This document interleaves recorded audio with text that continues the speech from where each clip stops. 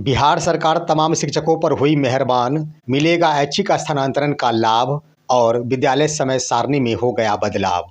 खबर देखने वाले तमाम दर्शक बंधुओं को एसके चौधरी का प्यार भरा नमस्कार और आदाब। दोस्तों, जैसा कि पिछले वीडियो में मैंने बताया था कि तमाम बिहार के सक्षमता उत्तीर्ण शिक्षक जो विशिष्ट शिक्षक बनकर राजकर्मी का दर्जा प्राप्त करने वाले हैं, उन्हें अपने ही विद्यालय में रहकर राजकर्मी का दर्जा प्रदान किया जाएगा। और ऐसी बात बिहार के मुख्यमंत्री श्री नीतीश कुमार के द्वारा एक सभा में कही गई थी। लेकिन उस पर विश्लेषण करते हुए मैंने स्पष्ट कर दिया था कि शिक्षकों को अपने विद्यालय में रहने का मौका बहुत ही कम दिया जाएगा। कम समय में ही तमाम शिक्षक राजकर्मी का दर्जा प्राप्त कर लेंगे, परंतु शिक्षा विभाग ने कुछ इस तरह से पेच फंसा कर रख दिया है जिससे शिक्षकों का स्थानांतरण होना संभव प्रतीत होता है। लेकिन आखिर शिक्षा विभाग द्वारा तमाम शिक्षकों को कैसे स्थानांतरित किया जाएगा और साथ ही साथ विद्यालय समय सारणी में बदलाव कर दिया गया है, यह बदलाव कब तक चलेगा, कब तक शिक्षा विभाग की ओर से तमाम छात्रों के साथ साथ तमाम शिक्षकों को इसका लाभ मिल पाएगा, इससे पहले इन तमाम बिंदुओं पर हम चर्चा करें। ज़रूरत है आप सभी को हमारे इस चैनल को सब्सक्राइब करने की और सच के इस सफ़र में हमारा समर्थन करने की।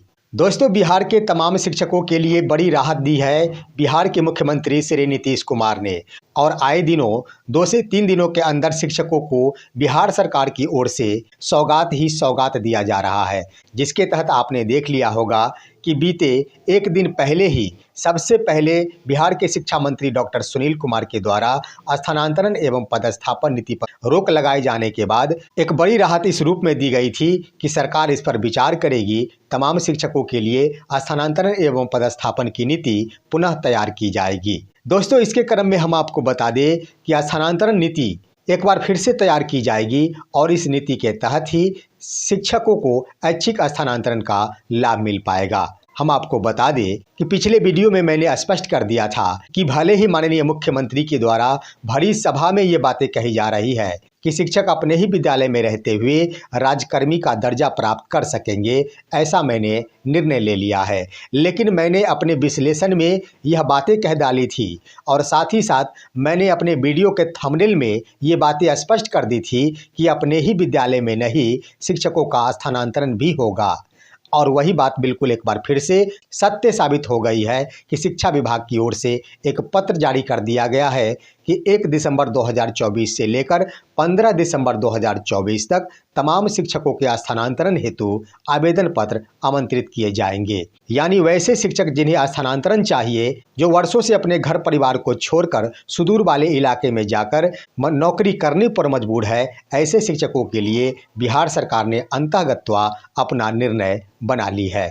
दोस्तों, इसके अंतर्गत आप सभी को पता हो गया होगा कि शिक्षकों को 1 दिसंबर से लेकर 15 दिसंबर तक ऑनलाइन माध्यम से वही ई शिक्षा कोष के माध्यम से अप्लाई करना होगा। उसके बाद शिक्षा विभाग उस पर मंथन करेगी और शिक्षकों का स्थानांतरण करेगी।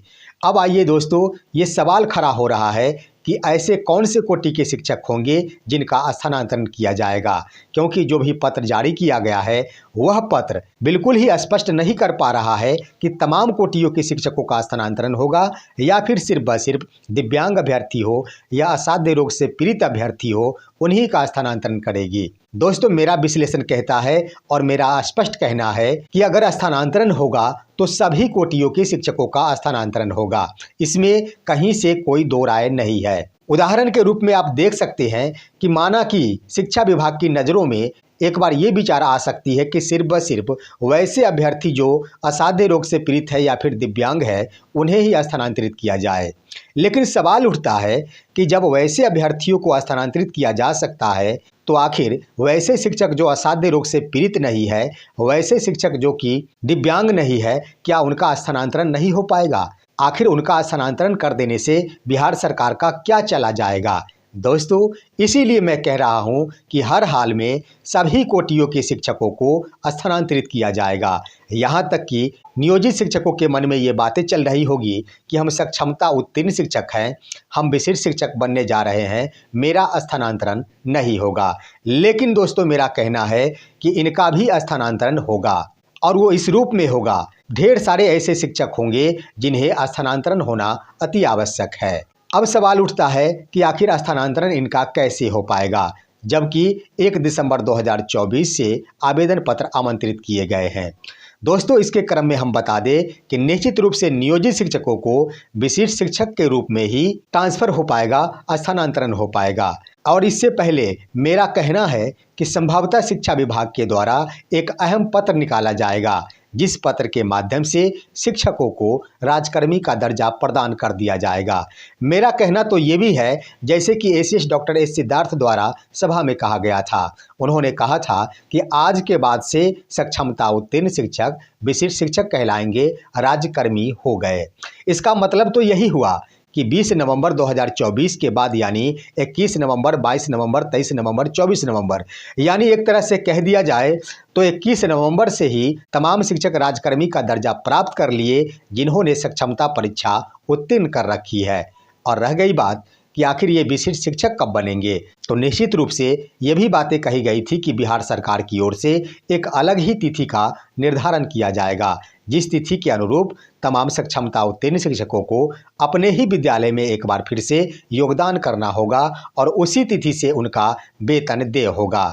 अब दोस्तों, यहाँ पर यही सवाल खड़ा हो गया है कि एसीएस डॉक्टर एस सिद्धार्थ द्वारा ये बड़ी बातें कही गई थी कि जिस तिथि को वो विद्यालय योगदान करेंगे, उस तिथि से उन्हें विशिष्ट शिक्षक का वेतनमान देय होगा। उन्होंने ये बातें नहीं कही थी कि वो विशिष्ट शिक्षक कहलाएंगे। उनका कहना है उस तिथि से वो विशिष्ट शिक्षक का वेतनमान प्राप्त कर सकेंगे, यानी शिक्षकों को विशिष्ट शिक्षक तो बना दिया जाएगा, राजकर्मी पत्र के माध्यम से बना दिया जाएगा, लेकिन वास्तव में जिस पद पे आप जिस तिथि को योगदान करेंगे, उसी तिथि से आप वेतन के हकदार होते हैं। इसीलिए जिस तिथि को वो एक बार फिर से अपने ही विद्यालय में योगदान करेंगे, उसी तिथि से उन्हें वेतन की प्राप्ति होगी और विशिष्ट शिक्षक तो बन ही गए हैं। तो इस आधार पर कहा जा सकता है कि निश्चित रूप से 1 दिसंबर 2024 से पहले ही शिक्षा विभाग द्वारा एक अहम पत्र जारी किया जाएगा, जिस पत्र के माध्यम से तमाम शिक्षकों को विशिष्ट शिक्षक का दर्जा दे दिया जाएगा। अब सवाल उठता है कि विशिष्ट शिक्षकों का ट्रांसफ़र किस आधार पे होगा। दोस्तों, विशिष्ट शिक्षक हो या बीपीएससी के माध्यम से बहाल शिक्षक हो या नियमित कोटि के शिक्षक हो, सभी संवर्गों के शिक्षकों का एक ही स्थानांतरण नीति होगा। और इसलिए होगा क्योंकि सभी के सभी राजकर्मी हो गए, सभी के लिए एक ही प्रावधान किए जाएंगे। मेरा मानना है, और ये सही भी होगा, कि शिक्षकों को इच्छा पर निर्भर करेगा। जिस तरह से नियमित कोटि के शिक्षकों और बीपीएससी से बहाल शिक्षकों के लिए स्थानांतरण में राहत प्रदान की गई थी कि आपकी मर्जी है तो स्थानांतरण लीजिए, नहीं है तो नहीं लीजिए, ठीक यही नीति का पालन इस स्थानांतरण नीति में भी किया जाएगा। विशिष्ट शिक्षक में भी जिन शिक्षकों की इच्छा होगी कि हम स्थानांतरण ले, उन्हें स्थानांतरित किया जाएगा। उनकी इच्छा नहीं होगी तो वो स्थानांतरित नहीं किए जाएंगे। वो अपने आवेदन में संभवतः वही विकल्पों का चुनाव करेंगे जो विकल्प पिछले ऑनलाइन आवेदन में निर्धारित किया गया था। अब दोस्तों, एक और सवाल उठता है कि क्या शिक्षकों को अनुमंडल पार ही भेजा जाएगा या फिर उन्हें ऐच्छिक स्थानांतरण का लाभ मिलेगा। दोस्तों, जहां तक मेरा विश्लेषण कहता है कि निश्चित रूप से शिक्षा विभाग द्वारा शिक्षकों को ऐच्छिक स्थानांतरण का लाभ दिया जा सकता है। रह गई बात ऑप्शन की चुनाव का, तो 10 ऑप्शन का ही चुनाव करने का मौका दिया जाएगा, ये तो स्पष्ट हो गया है। और इच्छा के आधार पर यही हो गया कि आपकी इच्छा है तो आप स्थानांतरण लीजिए, आपकी इच्छा नहीं है तो आप स्थानांतरण नहीं लीजिए। तो इस तरह से निश्चित रूप से ये नीति का पालन अगर किया जाता है तो हर कोटि के शिक्षकों को बहुत बड़ी राहत मिल जाएगी। सबसे ज़्यादा राहत कही जाए तो सक्षमता उत्तीर्ण शिक्षक, जिनमें वैसे शिक्षकों की संख्या ज़्यादा है जो अपना स्थानांतरण नहीं चाहते हैं। वो चाहते हैं कि हम जहां हैं वहीं बने रहे और राजकर्मी भी कहलाए, हमें एनपीएस का लाभ भी प्राप्त हो। तो उन्हें सबसे ज़्यादा फायदा होगा। वही दोस्तों, नियमित कोटि के शिक्षकों में सबसे ज़्यादा वैसे शिक्षक हैं जो अपने ही विद्यालय में अब अपना बचा हुआ समय काट देना चाहते हैं, क्योंकि उनकी उम्र भी हो चुकी है और लगभग सेवानिवृत्ति के कगार पर भी अधिकांश शिक्षक हैं। ऐसे शिक्षकों की मंशा है कि हम हर हाल में जहां भी हैं वहीं बने रहे, तो निश्चित रूप से उनको राहत प्रदान किया जा सकता है। उनकी भी इच्छा पर निर्भर करेगी कि हम अपना स्थानांतरण ले या फिर नहीं ले। वही रह गई बात बीपीएससी से बहाल शिक्षकों की, तो बीपीएससी से बहाल शिक्षकों के लिए बड़ी खुशखबरी हम इस रूप में कह सकते हैं कि जब सक्षमता उत्तीर्ण शिक्षकों का पदस्थापन स्थगित कर दिया गया, उसके बाद ये तमाम शिक्षक मायूस चल रहे थे। उनके मन में यही बातें उभर रही थी कि सक्षमता उत्तीर्ण शिक्षकों के कारण ही आज की तिथि में स्थानांतरण एवं पदस्थापन स्थगित हो गया है। लेकिन दोस्तों, मैंने उस दिन भी कहा था कि शिक्षकों को धैर्य रखने की ज़रूरत है, स्थानांतरण अवश्य होगा। दोस्तों, वही बातें एक बार फिर से सत्य साबित हो गई है कि शिक्षकों को स्थानांतरित किया जा रहा है। बीपीएससी से बहाल शिक्षक आज की तिथि में कोई 200 किलोमीटर दूर, तो कोई 100 किलोमीटर दूर, तो कोई 400 किलोमीटर दूरी पर आकर अपना नौकरी करने को मजबूर है। अब जब नई स्थानांतरण नीति का पालन किया जाएगा, शिक्षकों द्वारा जब आवेदन किया जाएगा, उस समय बस वही नीति का पालन किया जाएगा। शिक्षक अपना जिले का चुनाव करे, अनुमंडल का चुनाव करे, पंचायत का चुनाव करे। रह गई बात कि क्या शिक्षकों को अनुमंडल पार भेजा जाएगा, प्रखंडवार भेजा जाएगा या फिर पंचायतवार भेजा जाएगा। तो इसके संबंध में मैंने दो वीडियो में स्पष्ट कर दिया है और इस बार भी स्पष्ट कर रहा हूं कि जो भी नीति का निर्धारण होगा, निश्चित रूप से महिला संवर्ग की शिक्षिका हो या फिर पुरुष संवर्ग के शिक्षक हो, सभी के लिए एक ही नीतियों का निर्धारण किया जाएगा। जो नीति महिला शिक्षकों के लिए लगाई जाएगी, जहां उनका स्थानांतरण संभव होगा, वहीं पुरुष संवर्ग के शिक्षकों का भी स्थानांतरण संभव हो सकेगा। इसलिए अब लिंग भेदभाव की कोई कल्पना नहीं की जा सकती है, क्योंकि माननीय पटना उच्च न्यायालय द्वारा स्पष्ट ही दिशा निर्देश दे दिया गया है कि किसी भी सूरत में लिंग भेदभाव नहीं अपनाया जाएगा। तो दोस्तों, इस आधार पर कहा जा सकता है कि हर हाल में शिक्षकों को बिहार सरकार द्वारा फायदा दिया जा रहा है, सौगातें दी जा रही है। वहीं दोस्तों, विद्यालय समय सारणी को लेकर आपको पता हो गया होगा कि विद्यालय का संचालन अब सुबह 9:30 बजे से लेकर अपराह्न 4 बजे तक होगा और इस अवधि में 9:30 बजे से लेकर 10 बजे तक चेतना सत्र का आयोजन किया जाएगा और 4 बजे तक अंतिम घंटी का संचालन होगा। उसके बाद छात्रों को छुट्टी दे दी जाएगी। अब यहाँ पर एक और सवाल उठता है कि आखिर यह समय सारणी कब तक चलेगी। तो जो मेरा विश्लेषण कहता है कि ठंड के मौसम को देखते हुए ही शिक्षा विभाग और बिहार सरकार द्वारा ऐसा फैसला लिया गया है। अन्य सामान्य प्रशासन विभाग की बातें कर ली जाए तो उस कार्यालयों में कर्मियों को फरवरी माह तक 4 बजे तक ही अपने कार्यालय में रहने का आदेश दिया जाता है।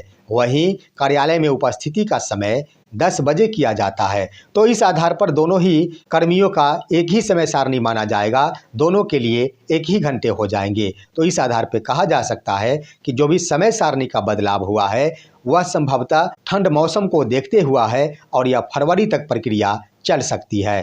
फिर आने वाले दिनों में आखिर क्या कुछ होगा, ये तो वक्त बताएगा। लेकिन जहां तक मेरी संभावना है कि आने वाले फरवरी माह 2025 के बाद निश्चित रूप से एक बार फिर से समय में बदलाव किया जा सकता है। फिलहाल आज की खबर बस इतना ही। आप सभी हमारे इस वीडियो को लाइक करते हुए तमाम दोस्तों के पास शेयर कीजिए और अब दीजिए अपने ही दोस्त SK चौधरी को इजाज़त। जय हिंद, जय भारत।